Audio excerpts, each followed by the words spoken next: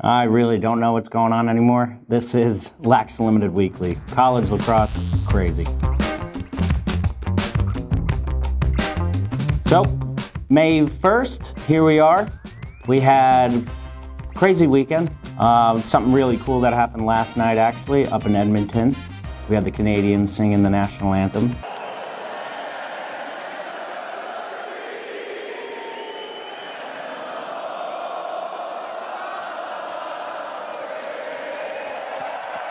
That was pretty cool. Woodstick Classic, Manhasset took it home with the cool throwback helmets too. We had Isaiah Thomas losing a tooth. Yeah, he lost a tooth in the first game. But let's dive into it. D1 men's lacrosse, it's an enigma. We had Maryland spank Hopkins 12-5 in the crab cake rivalry. They brought home the crab trophy.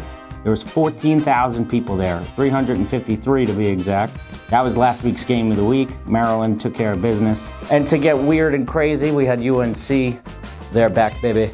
We had Rutgers staying alive with a Kieran Mullins overtime win over Ohio State. And now I'm gonna get into some scenarios that could happen. This is what I'm gonna pick and the teams that'll get in. We have 16 teams. We have 9 AQs, which means automatic qualifiers. Here are the conferences that get a bid if they win it. We got American East, I'm going Albany. Big East, Denver. Big Ten, I'm going Maryland. The CAA, Hofstra. Ivy League, Yale. The MAC is Monmouth. NEC is Hobart. And Patriot League, Loyola. And then, the Southern Conference is Richmond. So those are 9 spots. The teams that win those are automatically in. We already had Loyola win it this weekend. So I believe they're the first team in, and leaving the teams that are left out of those after those 9, that only leaves 7 spots because there's 16 teams. We have Cuse, UNC, Duke, Notre Dame, Penn State, Hopkins, Rutgers, Ohio State, and Army. Those are the teams that I believe are still in the hunt, but my goodness, this is gonna be crazy. I hope Hopkins gets bumped out. For game of the week, this week we have all of them because it is going to be craziness. We got the Big Ten Championship, the CAA, Southern Conference, CAA Ivy League Championship, American East.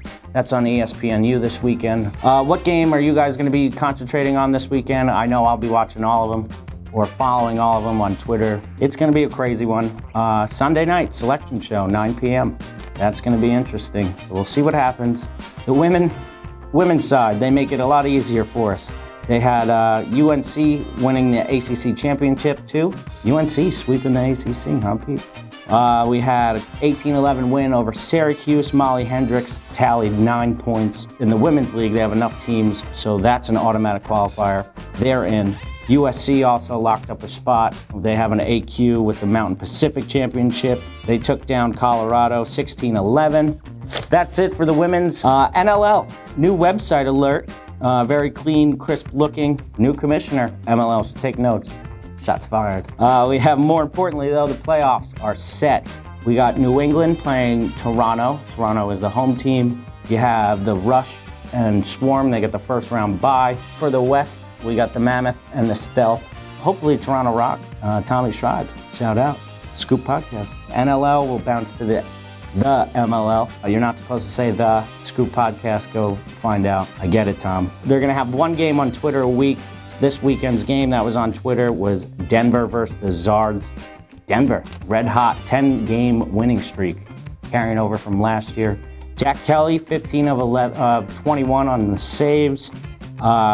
Jerry Raganese gave away his sock after the game, by the way. I don't know if you saw that. Pretty cool, whatever. Launch against the Rats. First game for the Rats, they go down 12-10. Comeback player of the year already, I'm calling it now. Chaz Woodson, 2 and 3. Then we had the Machine against the Hounds. Cockerton, 4 goals. Scott Rogers, 12 out of 24. Looks like Dunkin' Donuts is the working man's brew.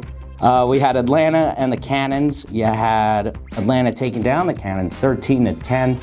Willie and Gettleman, a little coaching, but then they split up for that day. Caholen and McCready's combined for 10 points. We had Adam Gittleman, 17 saves.